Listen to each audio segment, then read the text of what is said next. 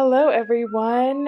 Today I am joined by Philip Kosloski, and he is with Voyage Comics, and our family has been huge fans for a long time. We have a kiddo that has severe dyslexia, and the comic books were just a wonderful, wonderful way for him to learn about the faith, to really enjoy reading and really enjoy reading together as a family without being, self-conscious about where he is and his reading level or anything. And it's just been a blessing to our family. So, Philip, welcome and thank you for joining me on this. Yeah, thanks for having me. Well, tell us a little bit about Voyage. How did it get started and where's it going? Sure. Yeah, so it's been probably almost 6 years now since we started. It started. I didn't really have any intention of creating a company. I was just kind of gonna publish like one comic book. And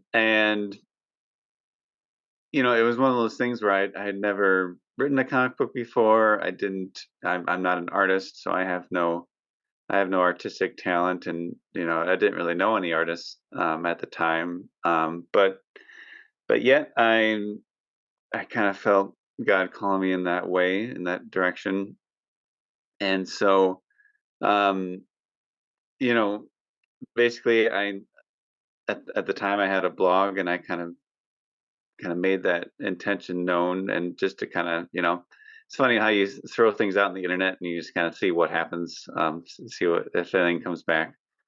Um, and Yeah, and then it turned out that one of the readers of my blog knew an artist from Marvel Comics who was also kind of a faithful Catholic, and then and then it kind of snowballed from there. So then we kind of started out with that first comic, and then realized that there was, you know, while not everybody searches for Catholic comics, it's one of those things where you don't know you need it until you see it, and then you're like, oh, this is exactly what I was looking for. And so we kind of found there was great interest in it, and then so we kind of just kept going with it, and things just kind of kept building, and yeah, I mean, it's been, we're still here after, yeah, like about 6 years, and we hope things keep going the way they are. So That's fantastic. Well, Metal Knight is his favorite, and we read that at least once a week, and it's fantastic. So thank you for what you're doing in that space. It's making a difference out there. thank Well, you. I would love to hear what saint you continue to run into and trip over, and if you've had an experience with a saint that's come along beside you on this journey and just said, "Hey, I'm here." Sure, certainly. Yeah, I mean, there's definitely been different saints over the years. I'd say one in particular, like in the last several years, has probably been um, Blessed Carlo Acutis, and he's one where, I mean, his saint cause has kind of been advancing pretty quickly, but um, like in like when it first came out that his cause is being introduced, yeah, and I think that was maybe in um, 20, 2016 or something like that. Um, Anyways, well, I still do write for the website Alatea, and at the time that was mainly just what I was doing, and so I was, given the task of kind of writing kind of a news article about the introduction of his cause, and little did I know that kind of initial article kind of just kind of blew up, and everyone was just so fascinated by this, kind of computer geek um, saint. And then, I just kind of was watching, his cause progress over the years, and then, last year we had the idea of doing a comic book on him, and um, and then it was kind of at that point which I was able to look more in depth into his kind of short life, um, and became really fascinated by him, um, and and have just been really, and so ever since we kind of published that comic at the end of last year, um, just people have just been really, really fascinated by him, and especially young people. And um, yeah, I've really enjoyed getting to know him, and I don't know. I guess I do see him as well as it's just kind of an aid in what I'm trying to do as well. Kind of, you know, trying to help people encounter Christ, uh, while using kind of media to do that. That's beautiful. That's actually the very first comic that we ordered. And we have at our church every year, we have kind of um, an All Saints Day car, kind of a trunk or treat thing, but the family, you dress up as saints, and then, the other kiddos from the parish walk through and they learn about the different saints. And my 12-year-old, he wanted to dress up as Blessed Carlo. And then my now 6-year-old, he wore the Spider-Man costume from, and so, but my 12-year-old, because of that comic, really led the charge on what his vision was for our family to do for that event.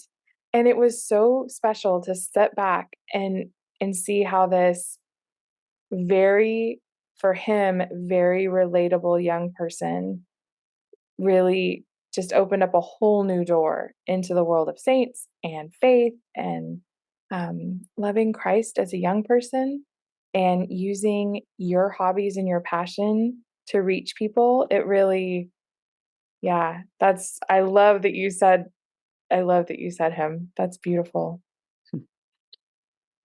Yeah, and yeah, I mean it's been, because I didn't know a whole lot about him before. I just kind of knew kind of the bullet points about his life, before I um, wrote the comic book. But then, that opportunity allowed me to kind of dig a little deeper, um, and one thing too that I liked about him, um, I guess kind of from my own experience as well, both as a father of five, but also from kind of my own experience with like video games. Like, so I mean, often, you might see articles about Carlo about how he's like kind of a video game saint, um, and or like the patron saint of video games or something like that.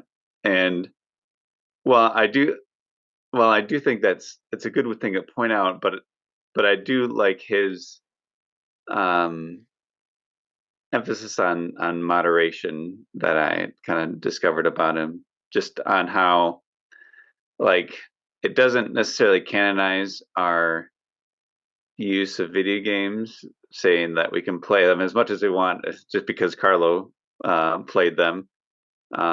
But to know that he set limits on his own time, you know, and which for some kids it's it the what Carlo did is he only set aside like 1 hour a week, I think, um, which for a lot of kids would be kind of difficult. Right. Um, but um, but at the same time, I mean, I think it's helpful to know that that things, technology can be good, but we do need to have some. Um, it's in moderation. That doesn't mean should become addicted to these things. Yes. No, that's an awesome point. Well, for those people that are listening that might not know about him or his cause, feel free to tell us a little bit about him. Sure. Yeah. So just briefly. So I mean, Carlo Cutis, he lived. Um, well, I guess for context, he died, I think, in 2005 or 2006. Um, and he was 15 at the time. And he, um, was an Italian teenager.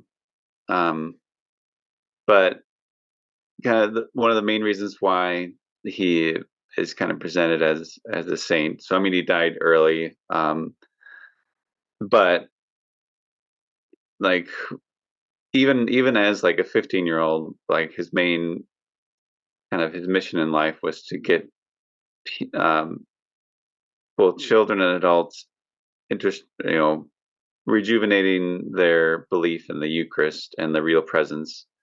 Um, and it kind of came from his own experience of discovering Eucharistic miracles, and then just kind of having so much enthusiasm about that Jesus is present in the Eucharist, that he wanted to basically show the world about it. And so yeah, and so he made this huge display about Eucharistic miracles, these panels, which are have been replicated and are often, especially during the past year, they've been kind of making a tour of different parishes where you can see, like, you know, I forget the number, but over 100, probably over 150 Eucharistic miracles in the history of the church. And yeah, it's fascinating when you're able to, if you're able to see them in person, to know that Carlo Acutis was the main thrust behind it, and he was only 15 at the time.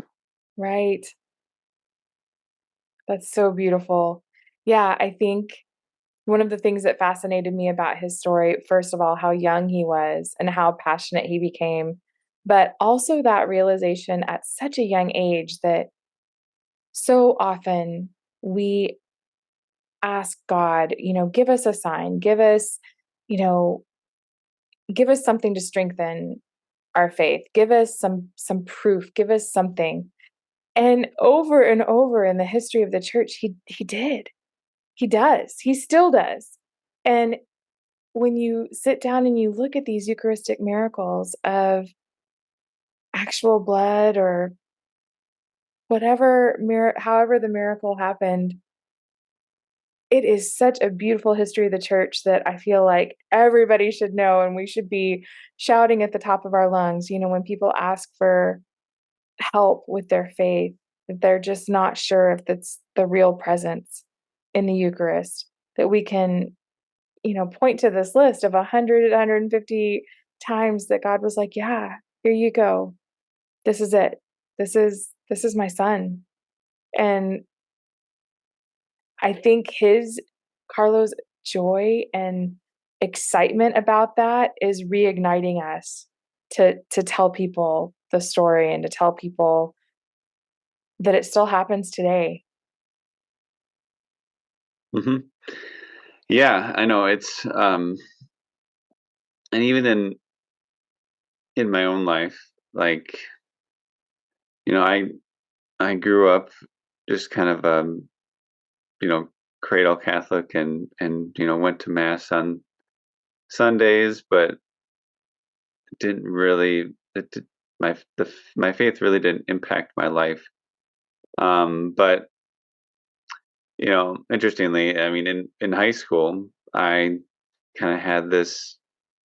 I don't know. I don't know exactly. I can't pinpoint exactly what happened, but I just had this desire to know more about my faith, and I began, stumbled upon Eucharistic miracles, and for me that was um, a big help in understanding the real presence, and it gave me, yeah, just often, I mean, because we don't see the miracle every Sunday, but it does happen, the bread becoming the body and blood of Jesus.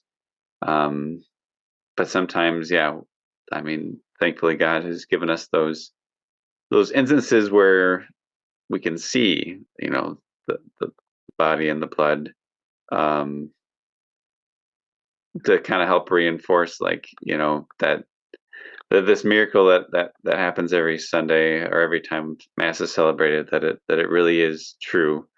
Um, and so, yeah, I mean, I do hope that it helps reignite our faith, knowing that you know when Jesus founded a church, he really did found the Catholic Church, and when he founded the Mass, that he really did do that, and you know that he is there with us, um, and even though we can't see him, um, but yeah, the good news is that if we open our hearts to him, that we will, recognize his presence, and it'll affect our life much more. Absolutely. I'm a, and I've shared this before on the podcast, but I'm a Catholic convert. I converted in college. I grew up Protestant, and really the Eucharist and reading the rest of John was the turning point for me. And when I realized where Christ is talking, I think it's to Peter, and people start to leave because the teaching is so hard that it is true flesh and true blood. And he looks at Peter and says, "Are you going to leave too?" And Peter says, "Where else would I go?" And that moment of realizing this is this is a big teaching, and this is a turning point for me to accept what scripture says and go forward. And then to see this 15-year-old boy who just had seemingly no issue believing that beauty and truth and wanting to get other people excited about it. That's that's so exciting to me, and it's my hope for my kids that they will catch that fire that just ignites them to want to tell the world how beautiful and exciting this is. Yeah, certainly. I mean, it's that, you could say, it's that childlike faith of Carlo, Yes. that, yeah, I mean, it's something that we're all called to, um, but yeah, often we fail because we have, that scientific, um, viewpoint that if I can't see it, then it doesn't exist.